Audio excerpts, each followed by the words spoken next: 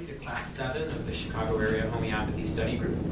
We're going to start out by, well, I'm just going to give you an overview of what we'll do today, or what we have to do. We probably won't get to all of this, but we're going to answer your questions, go through some of your questions that you had last class, go through, I want to talk about the 5 steps of practicing homeopathy, reviewing the homework and the cases, and a few other topics, little smaller topics that I want to cover. Let's start with some of the things that you guys had talked about wanting to learn. I looked at these over the weekend and I just need to refresh my memory. Okay, so one person mentioned that wanting to learn more about how we can treat ourselves, basic home care, self-care using homeopathy. There was a question, is there a first aid kit of homeopathy we should have in the house? And I didn't talk about that last time? Okay, so there's different, I absolutely recommend that you have remedies at home. And you can buy them in kits that offer a good cost savings. So instead of, because a remedy in the store can be, $8 or $10 or $15.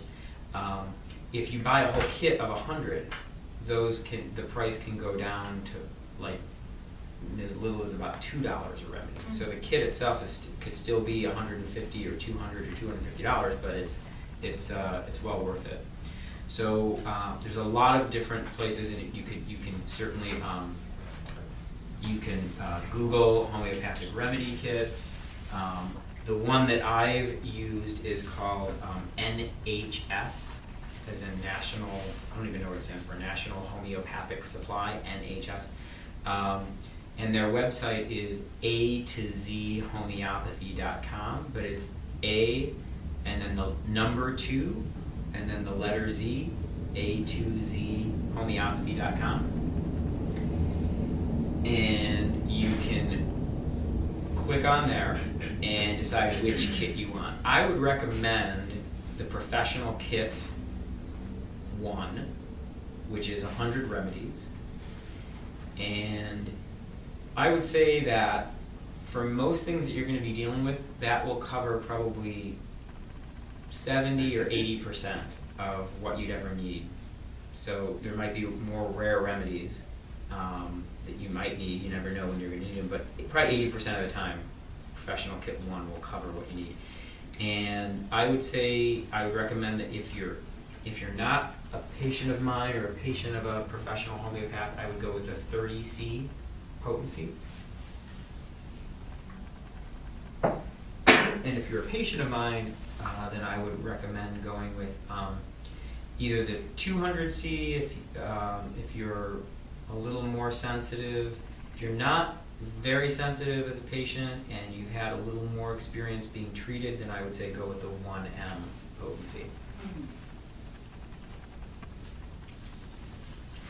And that's great to have because, without it, if you're really sick and, you can pull out your book and try to figure out what you need, then you have to try to go find it. And so if you've got it at home, it's there, you can take it immediately, or you can call me, I can prescribe something over the phone, and you've got something that you can take. So good question. And you can take those around when you travel.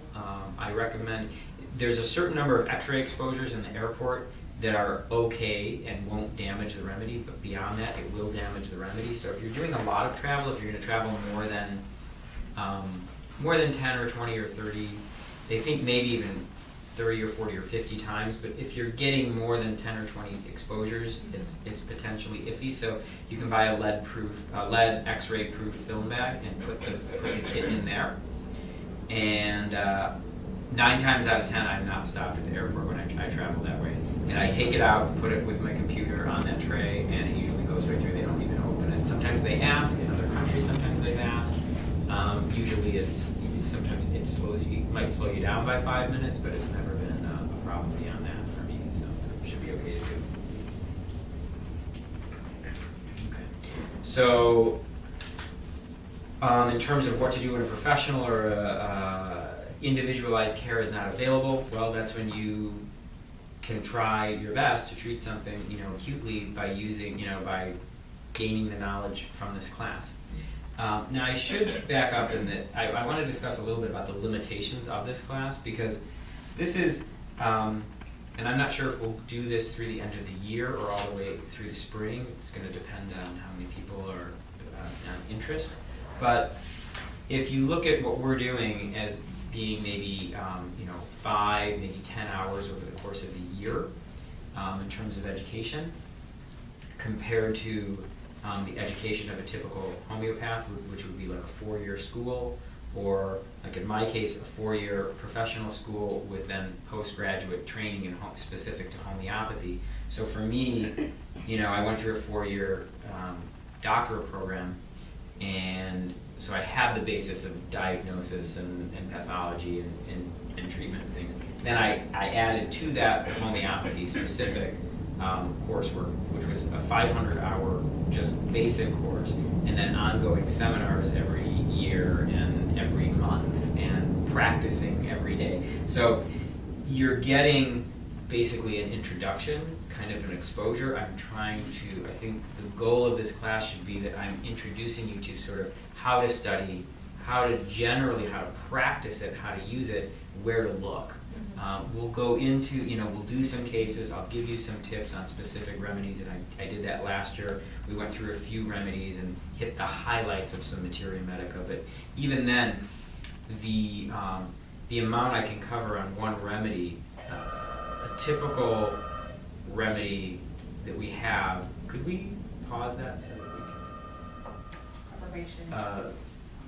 Right, and in terms of materia medica, the amount that we're getting on a remedy. If I talk about a remedy for a few minutes and hit some high points, and even in these books, the ones I recommended, they're kind of hitting the high points. To fully study a remedy, in depth, would take just the lecture on some of these larger remedies. Would take, if it's a very small remedy, it could just be less than an hour, but some of the larger remedies that we've used in practice for 200 years that we have a lot of information on, that actually can take a lecture of 3 hours or 6 hours or 12 hours just on one remedy. So I want you to understand that, and of course it's hard to absorb all of that in one lecture, so then you have to go back and study that material. So to learn certain remedies require in and of themselves, 20, 30 hours of study, plus reviewing, from time to time. So I'm not trying to paint this picture of it being hopeless for you, but just to impress the fact that you're at a beginner level, which is great. That's where you need to start. And there's a lot of information in these books you don't have to memorize, but you can use as a reference. So when you do have a particular ailment, you can know in the book where to look, and it's kind of nice to have 1 or 2 books so that you can kind of cross-reference, and if you're not getting the answer in one, you can go to the other, and know that when you use these books, you're doing your best, and you might get close, and there's a reasonable chance you may find the remedy in some cases, and in some cases not. But that's why I'm here and why professionals are here, and over time, if you keep at it, you will get better and better at it. Question? Yes, when you buy the kit from NHS, if you request 200 seed potency, is the whole 100 bottles the same? All of them will all be 200. You can't, with most of these companies, as soon as you start customizing, they start charging you more like the regular $8 to $15 per remedy. So if you let them just do it the way it's, kind of not mass produced, but the way they've got it down, it'll be a lot more affordable. But you could say, what you could do is if there's certain remedies you want higher potency, you could just do those individually and pick those up out of the little, it comes in like a little grid, pick those out of your holder, plop the one you want, and just make a little handwritten notation that it's a different potency, and you can do that. I'm sorry. Just about if you wanted a particular one individually to get it at Whole Foods or somewhere like that? Yeah, or? Health food stores, at Whole Foods, places like that tend to have the more common remedies. They'll usually have somewhere between 20 or 30 or maybe even up to 100 remedies. They usually only go up to 30 C potency. So if you want something higher potency, You're not usually able to get it there. There, you could get it through, I think to order through a pharmacy, I'm not sure if you need to be a professional or not. You might be able to order directly through a pharmacy when there's shipping charges and all that. Or through doctor's office. I mean, I have about 500 remedies in stock, and it's a lot to kind of keep track of and organize, so it's kind of a big project, but we have a pretty big pharmacy here. There's also locally a store called Murr's Apothecary On Lincoln Square. in Lincoln Square, and they have an office in Macy's, and so they have, and if they don't have it in stock, they can order it, but they have a very big pharmacy. Yeah. And I will give you I'll give you a handout at the end of class that has more resources, books and remedies. So I do have that. And if anyone who's watching wants that resource, just send me an email, DRE for Dr. E, DRE at progressivechiropractic.com, and I'll be happy to email that list to you. Okay.